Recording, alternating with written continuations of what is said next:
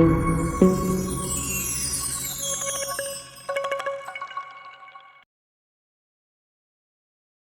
साथियों, आज की हमारी क्लास बीएड में आप सभी साथियों का स्वागत है।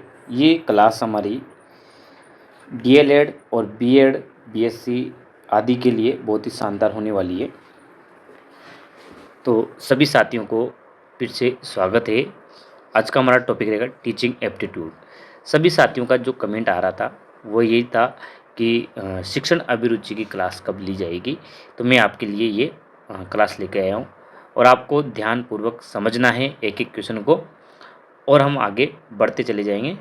और नेक्स्ट आने वाली वीडियो का भी नोटिफिकेशन अगर आपको पाना है तो आप पहले चैनल को ज़रूर सब्सक्राइब कर लें, तो आपके पास तुरंत नई वीडियो का नोटिफिकेशन पहुंच जाएगा। और अभी तक भी आपने लाइक नहीं किया तो क्लास को लाइक ज़रूर कर दीजिए और चैनल को सब्सक्राइब कर लिए। चलिए क्वेश्चन स्टार्ट करते हैं हम। क्वेश्चन है हमारा फर्स्ट इस क्लास का। देखिए, अगर प्राथमिक कक्षा का एक बच्चा शर्मिला और शांत है तो एक शिक्षक को क्या करना चाहिए। अगर प्राथमिक कक्षा का एक बच्चा शर्मिला है और शांत है तो एक शिक्षक को कौन सा कार्य करना चाहिए। ए ऑप्शन है कि उससे उस बच्चे को नज़रअंदाज करेंगे। बिल्कुल ऐसा नहीं करेंगे, नज़रअंदाज का कार्य नहीं करेंगे। उसे ज़्यादा सहज महसूस कराने की कोशिश करेंगे। बिल्कुल ये कार्य कर सकते हैं। स्टाफ रूम में इसकी चर्चा करेंगे, कर सकते हैं, लेकिन ये सुटेबल नहीं है ऑप्शन। उसे किसी बातूनी बच्चे के साथ बिठाएंगे, ये सभी नहीं करेंगे। तो हमारा इसमें करेक्ट ऑप्शन हमारा हो जाएगा बी वाला, कि उसे ज़्यादा सहज महसूस कराने की हम कोशिश करेंगे। तो हमारा इसमें करेक्ट आंसर हो जाएगा बी। चलिए आगे बढ़ते हैं नेक्स्ट क्वेश्चन पर। अगर आपको ये क्लास अच्छी लगे, शानदार लगे, तो चैनल को जरूर सब्सक्राइब करके जाएं और लाइक करके जाएं। क्वेश्चन हमारा नेक्स्ट क्वेश्चन है अगला, एक आदर्श शिक्षक को किस बात पर ध्यान देना चाहिए। जो आदर्श शिक्षक होता है, ideal teacher should concentrate on पढ़ाई जाने वाली सामग्री, विद्यार्थी की क्षमता, बच्चे की पारिवारिक पृष्ठभूमि या उपयुक्त सभी। तो यदि एक आदर्श शिक्षक है तो उसे पढ़ाई जाने वाली सामग्री का ज्ञान होना चाहिए, विद्यार्थी की क्षमता क्या है, वो कितना ग्रहण करता है, ये चीज़ भी उसको पता होना चाहिए। बच्चे की पारिवारिक पृष्ठभूमि को भी ध्यान होना चाहिए कि कौन सी पृष्ठभूमि से बालक विद्यालय आ रहा है, यानी कि ये सारे लक्षण एक आदर्श शिक्षक में होने आवश्यक है। तो हमारा इसमें डी ऑप्शन करेक्ट हो जाएगा, डी वाला ऑप्शन करेक्ट। चलिए आगे बढ़ते हैं नेक्स्ट क्वेश्चन पर। क्वेश्चन नेक्स्ट है हमारा, और इसको ध्यान से देखिए। यदि एक बच्चे में आपको व्यवहारिक समस्याएं दिखाई देती है, व्यवहारिक समस्याएं दिखाई दे तो आप क्या करेंगे, आपका क्या कार्य होगा, ये देखिए। ए है, उसे प्रधानाध्यापक के पास ले जाएंगे, उसे दंड देंगे, उसके माता पिता से बात करेंगे, ये कार्य भी कर सकते हैं, उसके साथ धैर्यवान रहेंगे। तो यदि देखा जाए तो प्रधानाध्यापक ले जाने की जरूरत नहीं है, पास ले जाने की। उसे दंड देना ये तो कदाचित नहीं करना है, दंड तो अलाउ ही नहीं है। उसके माता पिता से बात कर सकते हैं, बिल्कुल कर सकते हैं, लेकिन उसके साथ अगर आप धैर्यवान रहेंगे तो उसकी समस्याओं का पता लगा सकते हैं। ये विकल्प इसमें सटीक बैठता है, डी वाला। तो हमारा डी ऑप्शन करेक्ट हो जाएगा, क्योंकि अगर बालक से धैर्यपूर्वक बातचीत की जाएगी तो माता पिता से बात करने की आवश्यकता नहीं है, वो आपको उस समस्या से अवगत करा सकता है। आगे बढ़ते हैं नेक्स्ट क्वेश्चन पर, आपको समझ में आ चुका होगा। नेक्स्ट क्वेश्चन पर चलते हैं। अगला हमारा क्वेश्चन है, और देखिए समझिए। आपने एक विद्यार्थी को कक्षा में खाना खाते हुए पकड़ लिया। आपका पढ़ाने का टाइम हुआ और बच्चे खाना खाने लग गया, तो आप क्या करेंगे, उसके साथ कैसा व्यवहार करेंगे। आइए देखते हैं ऑप्शन को। उसे कक्षा से बाहर कर देंगे, उसे कसकर एक तमाचा लगाएंगे, ये ऐसा कार्य नहीं करना है अपन को। कक्षा में उसका अपमान करेंगे, ये कार्य भी आप नहीं कर सकते। उसे रोक देंगे और बाद में बात करेंगे, ये कार्य कर सकते हैं। और उसे कक्षा से बाहर कर देंगे, ऐसा नहीं करना है अपन को। कक्षा से बाहर उससे हम खाना खाने से रोक देंगे और उससे बात करेंगे कि आपको कक्षा में खाना खाना सही नहीं है, इससे दूसरे बच्चे के ऊपर भी प्रभाव पड़ता है। तो तो हमारा विकल्प डी इसमें करेक्ट हो जाएगा, डी वाला। यानी कि अपन उससे बात कर सकते हैं और उससे कह सकते हैं कि आपको खाना बाद में खाना है। ठीक है, आगे बढ़ते हैं नेक्स्ट क्वेश्चन पर। क्वेश्चन है नेक्स्ट, और आइए समझते हैं। आप साथी समूह से क्या समझते हैं, यानी कि साथी समूह से आपकी समझ क्या है? एक ही कक्षा के विद्यार्थी, ये भी समूह हो सकता है क्या? एक ही व्यवसाय के लोग, बिल्कुल ये भी हो सकता है। समान उम्र के विद्यार्थी, ये भी एक समूह हो सकता है। यानी कि एक ही कक्षा के विद्यार्थी भी हो सकते हैं समूह के रूप में, एक ही व्यवसाय के लोग हो सकते हैं, समान उम्र के विद्यार्थी हो सकते हैं। यानी कि all of above, all of the above, यानी कि सारे ही सही है। इसमें डी ऑप्शन हमारा इसमें करेक्ट हो जाएगा। चलिए आगे बढ़ते हैं नेक्स्ट क्वेश्चन पर। आपको क्लास कैसी लग रही है ज़रूर बताएं मुझे कमेंट करके, और लाइक शेयर जरूर करते हैं, अपने मित्रों साथियों तक भेजते रहें इस वीडियो को। और अभी तक आपने चैनल को सब्सक्राइब नहीं किया तो वो जरूर कर लें। क्वेश्चन है हमारा नेक्स्ट, याद करना किस पर निर्भर करता है? यानी कि याद करना किस पर निर्भर करता है? कैपेसिटी टू रिमेंबर, यानी कि यहाँ पे याद लिखा हुआ है, याद रखने की क्षमता पर। दिलचस्पी यानी कि इंटरेस्ट, बिल्कुल ये हो सकता है। व्याकुलता नहीं। IQ ये भी हो सकता है। लेकिन इसमें देखा जाए तो जो सही विकल्प होगा हमारा वो ये रहेगा कि यदि आपके बालक की दिलचस्पी, इंटरेस्ट है पढ़ाई में, तो याद करना ज़्यादा अच्छा होगा उसके लिए। इंटरेस्ट इसमें बेस्ट आंसर हो जाएगा, इंटरेस्ट होना ज़रूरी है, तभी वो याद कर सकता है चीज़ों को। ठीक है, आगे बढ़ते हैं नेक्स्ट क्वेश्चन पर। क्वेश्चन नेक्स्ट है हमारा, और आइए ये बहुत ही शानदार क्वेश्चन है। दृष्टि विकार वाले प्राथमिक विद्यालय के बच्चों के साथ क्या करना चाहिए जो दृष्टि विकार से ग्रसित है? विकल्प है, बाकी कक्षा की तुलना में कम काम करने के लिए करना चाहिए, माता पिता और दोस्तों को उसकी मदद करना चाहिए, उसके साथ सामान्य बर्ताव करना चाहिए, ये बिल्कुल सही, और उसे ऑडियो सीडी प्रदान करनी चाहिए। यानी कि वो दृष्टि विकार से ग्रसित है तो हम उसको ऑडियो दे सकते हैं। उसके साथ विशेष व्यवहार करना चाहिए, नहीं, उसके साथ विशेष व्यवहार करेंगे तो ये उस पर प्रभाव पड़ेगा ज़्यादा। माता पिता और दोस्तों की उसकी मदद करनी चाहिए, ये भी हो सकता है। लेकिन जो सही विकल्प हमारा रहेगा सी वाला रहेगा, कि हम उसके साथ सामान्य व्यवहार करें और उसको ऑडियो सीडी प्रदान कर सकते हैं, जिससे कि उसको पढ़ाई में ध्यान लग सके और आसानी रहे। तो हमारा सी विकल्प इसमें सही हो जाएगा। आइए आगे बढ़ते हैं नेक्स्ट क्वेश्चन पर। नेक्स्ट क्वेश्चन है हमारा, आइए इसको समझते हैं। अध्ययन का सबसे जो अच्छा तरीका है वो क्या है? पढ़ना, रीडिंग, मेमोराइजेशन यानी कि याद करना, प्रोजेक्ट, या खेलने का तरीका। तो अध्ययन का सबसे अच्छा तरीका क्या है कि अगर आप उसको प्रोजेक्ट के माध्यम से सिखा रहे हो तो ये बहुत ही अच्छा तरीका रहेगा। इससे क्या है, बच्चा एक्टिवेट रहेगा और वह जल्दी सीखेगा। तो इसमें हमारा सी विकल्प सही हो जाएगा। प्रोजेक्ट कार्य से हम अध्ययन अच्छा तरह से सिखा सकते हैं। आगे बढ़ते हैं नेक्स्ट क्वेश्चन पर। नेक्स्ट क्वेश्चन है हमारा, निम्न में से क्या रचनात्मक मूल्यांकन को परखने के लिए पर्याप्त नहीं है? यानी कि वो कौन सा मूल्यांकन है जो हमारे रचनात्मक मूल्यांकन को परखने के लिए कार्य नहीं कर सकता है? मौखिक प्रश्न, MCQ, कार्यभार वाले, असाइनमेंट वाले और प्रोजेक्ट वाले। तो यदि आप रचनात्मक रूप से किसी बालक का मूल्यांकन कर रहे हो तो MCQ वाले क्वेश्चन को आप अलाउ नहीं करना चाहिए, क्योंकि इससे केवल ज्ञानवर्धक के बारे में पता चल सकता है, ज्ञान के बारे में, ना कि उसके रचनात्मक व्यू के बारे में आपको पता चल सकता है। यानी कि बी विकल्प इसमें सही माना जाएगा कि MCQ से आप रचनात्मक मूल्यांकन नहीं कर सकते। आगे बढ़ते हैं नेक्स्ट क्वेश्चन पर। क्वेश्चन है हमारा नेक्स्ट, अगर प्राथमिक कक्षा का एक बच्चा गुस्सा है, शिक्षक की बात नहीं सुन रहा और नकारात्मक प्रतिक्रिया देता है, तो आप क्या करेंगे उस टाइम पे? उसे डांटेंगे? तो डांटना अलाउ नहीं है, पहले तो ये बात है। आक्रामक रूप से टिप्पणी करेंगे? ये भी नहीं करना है।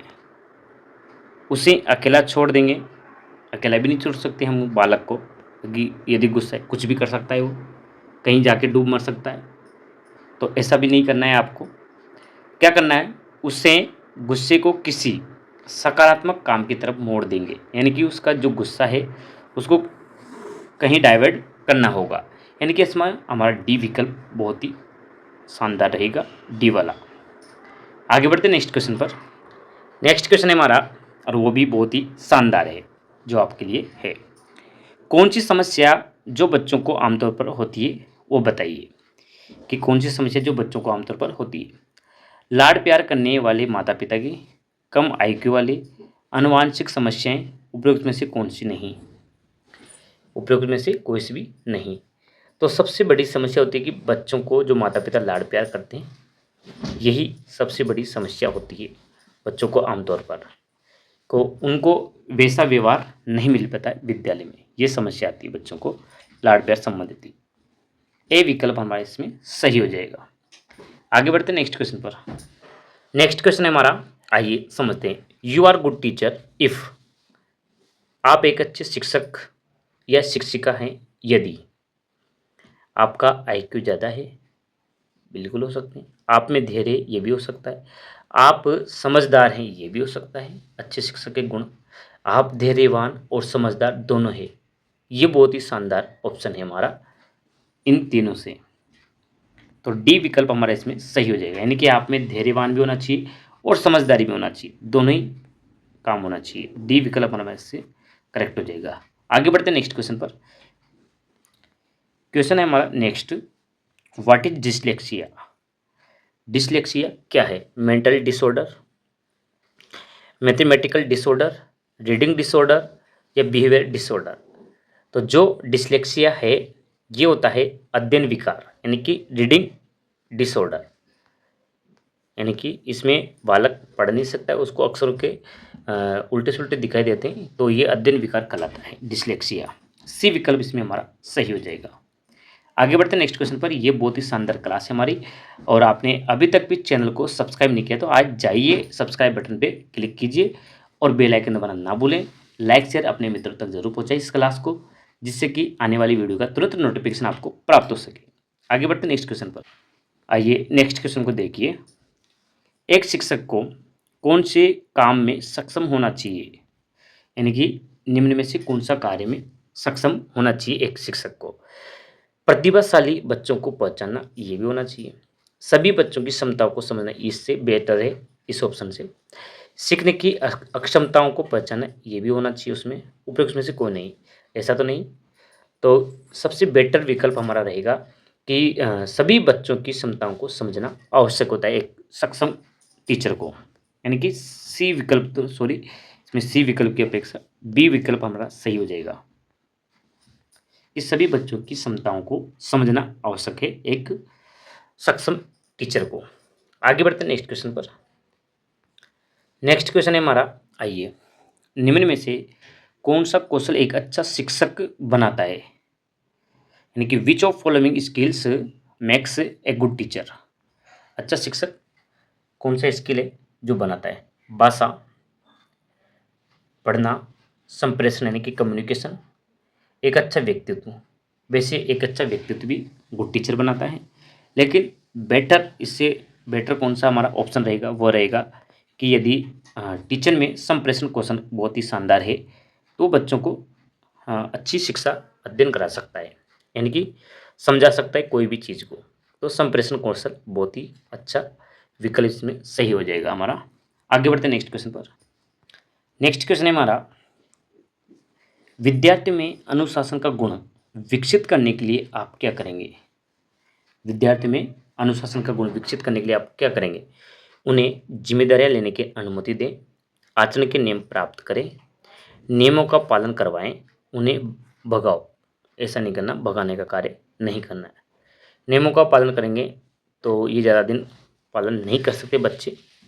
यदि आप उनको जिम्मेदारियां पहुंचाएंगे, देंगे उनको, तो वह अनुशासन के गुण विकसित कर सकते हैं हम उनमें जिम्मेदारियां देके। तो ए विकल्प हमारा इसमें सही हो जाएगा। आगे बढ़ते हैं नेक्स्ट क्वेश्चन पर।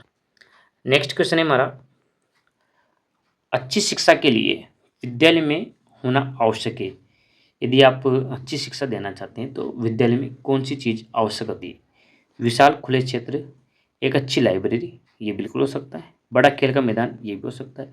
अच्छे छात्रों का कमरा, कमरे से कोई मतलब नहीं है। अब हाँ, सबसे बेटर विकल्प कौन सा होगा कि देखा जाए कि अच्छी शिक्षा के लिए हमें विद्यालय में एक अच्छी लाइब्रेरी का होना हो सके, जिससे कि बच्चों का ज्ञानवर्धन हो सके, यानी कि बी विकल्प हमारा इसमें सही हो जाएगा। आगे बढ़ते हैं नेक्स्ट क्वेश्चन पर। नेक्स्ट क्वेश्चन है हमारा, विद्यार्थी में सहयोग की भावना जागृत करने के लिए आप कौन सा कार्य करेंगे? यदि बच्चों में सहयोग की भावना विकसित करनी है तो कौन सा कार्य करेंगे? उन्हें सहयोग पर अच्छी पठन सामग्री दें, दे सकते हैं। विकल्प इतना गलत भी नहीं हो सकता है। सहयोग पर चित्र और फिल्में दिखाएं, बिल्कुल ये भी कर सकते हैं हम। सहयोग पर एक कक्षा का आयोजन करें, ये भी कर सकते हैं। और उन्हें समूह कार्य में लगाएं, ये सबसे ज़्यादा बेटर है हमारा विकल्प बाकी सबसे। तो यदि बच्चों में सहयोग की भावना विकसित करनी है तो हमें उनको समूह कार्य में लगाएं, तो हमारा डी विकल्प इसमें सही हो जाएगा। सबसे बेटर विकल्प हमारा डी हो जाएगा। आगे बढ़ते हैं नेक्स्ट क्वेश्चन पर। क्वेश्चन है हमारा नेक्स्ट, और इसको देखिए और समझिए। निम्नलिखित में से किस प्रकार के प्रश्न के आधार पर प्रकार के प्रश्नों के आधार पर छात्रों का मूल्यांकन कर सकते हैं? लघु उत्तर प्रकार के, वस्तुनिष्ठ प्रकार के, निबंध प्रकार के, उपयुक्त सभी, या इनमें से कोई भी नहीं? तो सारी ऊपर के इन तीनों प्रकार के प्रश्नों से हम छात्रों का मूल्यांकन कर सकते हैं, यानी कि डी विकल्प हमारा इसमें सही हो जाएगा, उपयुक्त सभी। चलिए आगे बढ़ते हैं नेक्स्ट क्वेश्चन पर। क्वेश्चन नेक्स्ट है हमारा NLM, यानी कि NLM इसका मतलब है नेशनल लर्निंग, या लर्निंग की जगह लिटरेसी, यहाँ पे लिटरेसी आना चाहिए, लिटरेसी मिशन, यानी कि राष्ट्रीय साक्षरता मिशन। लिटरेसी, यहाँ पे लिटरेसी आएगा, लिटरेसी नेशनल लिटरेसी मिशन, यानी कि राष्ट्रीय साक्षरता मिशन। बी विकल्प हमारा इसमें सही हो जाएगा। आगे बढ़ते हैं नेक्स्ट क्वेश्चन पर। अगला क्वेश्चन है, एक शिक्षक में कौन सा की गुणवत्ता एक छात्र के समग्र विकास में मदद करती है? यानी कि एक शिक्षक में कौन सी गुणवत्ता छात्र के विकास में मदद कर सकती है? सख्त अनुशासन, ऐसा नहीं करना है। एक खिलाड़ी होने के नाते, खिलाड़ी क्या करेंगे इसमें? एक दयालु माँ होने के नाते, एक मनोवैज्ञानिक होने के नाते। तो इन देखा जाए तो ऊपर के दो तो कट चुके हैं, बचे एक दयालु माँ होने के नाते, यानी कि उसमें माँ जैसा दयालु भाव होना चाहिए। एक शिक्षक में जो गुणवत्ता एक छात्र के समग्र विकास में मदद कर सकती है, यानी कि उसके अंदर एक माँ जैसा दयालु भाव होना चाहिए एक शिक्षक में। सी विकल्प हमारा इसमें सही हो जाएगा, तभी आप बच्चे का विकास कर सकते हैं। आगे बढ़ते हैं नेक्स्ट क्वेश्चन पर।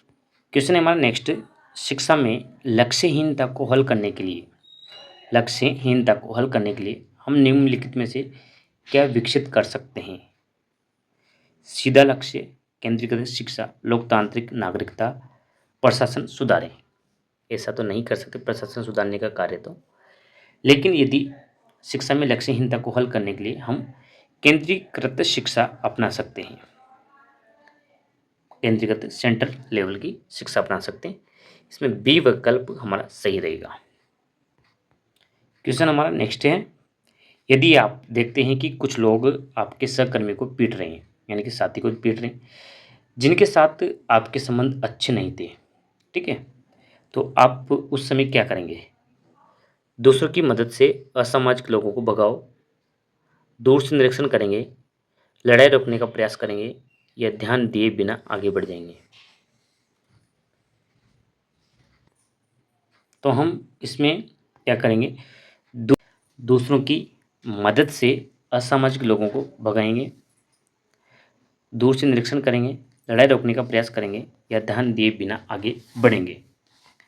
तो यदि हमारा साथी से हमारा कोई संबंध अच्छा नहीं है, फिर भी हम उसकी मदद कर सकते हैं, यानी कि हम लड़ाई सुलझा सकते हैं। सी विकल्प हमारा इसमें करेक्ट हो जाएगा। अगर हमारे सहकर्मी को पिटाई कर रहे हैं तो हम उस लड़ाई को रोकने का प्रयास कर सकते हैं। चलिए नेक्स्ट क्वेश्चन पर आगे बढ़ते हैं। क्वेश्चन है नेक्स्ट, शिक्षक समूह के प्रतिनिधि के रूप में, शिक्षक समूह के प्रतिनिधि के रूप में आप अपनी मांगों को कैसे पूरा करेंगे। यानी कि आप लीडर हैं शिक्षकों के, तो आप अपनी मांगों को कैसे पूरा करेंगे। वरिष्ठों से मिलें और समाधान निकालने का प्रयास करें, ऐसा कार्य कर सकते हैं बिल्कुल। असहयोग आंदोलन करें, ये नहीं करना है। अघोषित छुट्टी पर चले जाएं, ये भी नहीं करना। हड़ताल करें, ये भी नहीं करना है। तो कौन सा कार्य करना है कि हमें वरिष्ठों से मिले और समाधान निकालने का प्रयास करें अपनी मांगों को पूरा करने के लिए। ए विकल्प हमारा इसमें सही हो जाएगा। चलिए आगे बढ़ते हैं नेक्स्ट क्वेश्चन पर। नेक्स्ट क्वेश्चन है हमारा, आइए देखते हैं। आप छात्रों के उनके प्रैक्टिकल में ग्रेड देने के लिए अधिकृत किए गए हैं, तो आप क्या करेंगे। उन्हें निजी तौर पर सीखने के लिए अपने पास आने के लिए प्रोत्साहित करेंगे, ऐसा नहीं करना है अपन को। छात्रों को आंशिक भेदभाव किए बिना उनके प्रदर्शन के आधार पर ग्रेड दें, ये कार्य कर सकते हैं। छात्रों को सहायक कर्मचारियों, अन्य छात्रों स्वयं के साथ उनके व्यवहार के आधार पर ग्रेड दें। सहायक कर्मचारी या उनके छात्रों के आधार पर नहीं, इनमें से कोई भी नहीं। तो हमारा इसमें सही विकल्प बी वाला बैठता है कि छात्रों का किसी भी प्रकार से भेदभाव किए बिना हम ग्रेड दें।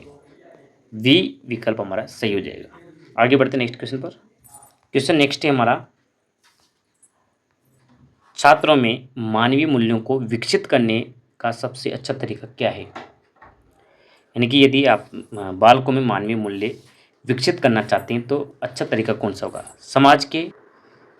समाज के बारे में ज्ञान प्रदान करना, सख्त अनुशासन प्रदान करें, ये ऐसा नहीं करना। नैतिक मूल्यों का ज्ञान प्रदान करें, बिल्कुल ये कार्य कर सकते हैं। इतिहास का ज्ञान प्रदान, इससे क्या होगा, मानवीय गुण थोड़ी आएगी। समाज के बारे में ज्ञान प्रदान करने से भी मानवीय गुण प्राप्त थोड़ी होंगे बच्चों को। तो सी विकल्प हमारा इसमें सटीक हो जाएगा। सही विकल्प सी।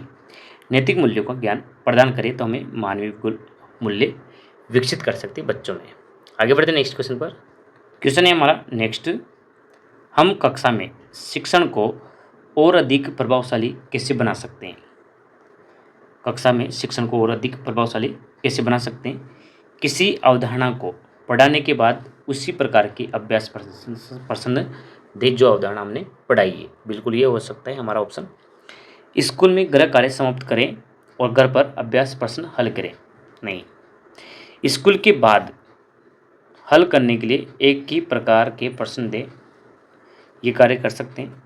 और नियमित गृह कार्य देना चाहिए, ये भी कर सकते हैं। लेकिन सही विकल्प हमारा जो हो जाएगा, सबसे बेटर विकल्प हो जाएगा पहला वाला। यदि हमें शिक्षण को और अधिक प्रभावशाली बनाना है तो किसी भी अवधारणा पढ़ाने के बाद उसी से रिलेटेड हमें अभ्यास प्रश्न देना चाहिए, जिससे कि ये शिक्षण कार्य प्रभावशाली बन सके। ये विकल्प हमारा इसमें सही हो जाएगा। आगे बढ़ते नेक्स्ट क्वेश्चन पर। क्वेश्चन है हमारा नेक्स्ट, यदि आप एक शिक्षक के रूप में सफल होना चाहते हैं तो आपको कैसा होना चाहिए। एक शिक्षक के रूप में सफल होना है तो कैसा होना चाहिए। ईमानदारी से मेहनत करें, बिल्कुल ये कार्य कर सकते हैं। कृपया प्रबंधन प्राधिकारी बने। विद्यार्थियों को खुश रखें, ये भी हो सकता है। व्यवसाय की पवित्रता बनाए रखें। सबसे बेटर विकल्प हमारा होगा डी वाला, यानी कि ये भी हो सकते हैं, प्रबंधनकारी भी हो सकते हैं, विद्यार्थियों को खुश रखने का कार्य भी कर सकते हैं। लेकिन सबसे सटीक हमारा जो आंसर होगा वो डी विकल्प हो जाएगा कि हमें व्यवसाय के प्रति कैसा भाव रखना चाहिए, पवित्रता का भाव रखना चाहिए। ठीक है, डी विकल्प हमारा इसमें करेक्ट हो जाएगा। चलिए आगे बढ़ते हैं नेक्स्ट क्वेश्चन पर। क्वेश्चन है हमारा नेक्स्ट, सही क्वेश्चन को चुनना है हमें कि इसमें सही विकल्प कौन सा है। ऑनलाइन शिक्षण की तुलना में आमने सामने शिक्षण कम प्रभावी होता है, ये गलत है। कंप्यूटर सहायता प्राप्त शिक्षा एक शिक्षक का स्थान ले सकती है, हो सकता है ये भी कार्य अच्छा है। ऑनलाइन शिक्षण और आमने सामने शिक्षण दोनों ही प्रभावी है, बिल्कुल ये भी सही है। कंप्यूटर सहायता प्राप्त शिक्षा एक शिक्षक की सहायता कर सकती है, ये भी सही है, डी वाला। लेकिन देखा जाए तो सबसे बेटर विकल्प हमारा कि ऑनलाइन शिक्षण और आमने सामने शिक्षण दोनों ही कैसे में प्रभावी होते हैं, ना कि कंप्यूटर वाले शिक्षक और सहायता कर सकते हैं। तो सबसे बेटर विकल्प हमारा सी हो जाएगा। आगे बढ़ते हैं नेक्स्ट क्वेश्चन पर। हमारा इस क्लास का लास्ट क्वेश्चन है। आपसे एक बार फिर से रिक्वेस्ट है, यदि आपने अभी तक इस चैनल को सब्सक्राइब नहीं किया तो सब्सक्राइब वाले बटन पर क्लिक कीजिए और लाइक और अपने साथियों तक शेयर जरूर कीजिए इस क्लास को, जिससे कि उनको भी इसका बेनिफिट मिल सके। आइए इस क्वेश्चन को सोल्व करते हैं। छात्रों के प्रति एक शिक्षक का सही रवैया क्या है? छात्रों के प्रति कैसा रवैया होना चाहिए एक शिक्षक का? वर्चस्व वाला नहीं, उन पर वर्चस्व स्थापित नहीं करना चाहिए। सहानुभूतिपूर्ण होना चाहिए, बिल्कुल ये विकल्प हो सकता है। सख्त अनुशासन प्रिय, ये भी नहीं करना है। सहिष्णुनी होना चाहिए, ये भी विकल्प सही है। अब बच्चे हमारे पास दो विकल्प, इनमें से सही और सटीक आंसर हमारा कौन सा होगा कि सहानुभूतिपूर्ण भी हो सकता है और सहिष्णु भी होना चाहिए। तो देखा जाए कि सहानुभूतिपूर्ण और सहिष्णु यानी कि सभी प्रकार की क्रोधित वाले बालक, समस्याओं वाले बालक आदि को सहन करने वाला जो अध्यापक होगा वही सही शिक्षक हो सकता है, यानी कि सहिष्णु। डी विकल्प हमारा इसमें सही हो जाएगा। सहानुभूतिपूर्ण हो सकता है कि कोई बालक दुखी है या किसी भी परिस्थिति से आया है तो उसका सहयोग प्रदान कर सकता है, लेकिन सहिष्णु होना बहुत ही आवश्यक है। ये गुणों एक शिक्षक में बहुत ही आवश्यक होता है। तो ये थी आज की हमारी क्लास, आपको कैसी लगी है मुझे जाते जाते एक बार कमेंट करके जरूर जाएं। फिर मिलते हैं ऐसी नई वीडियो के साथ। नोटिफिकेशन वाले बटन को प्रेस कीजिए और सब्सक्राइब जरूर कर लीजिए। Thank you for watching. फिर मिलते हैं नेक्स्ट वीडियो।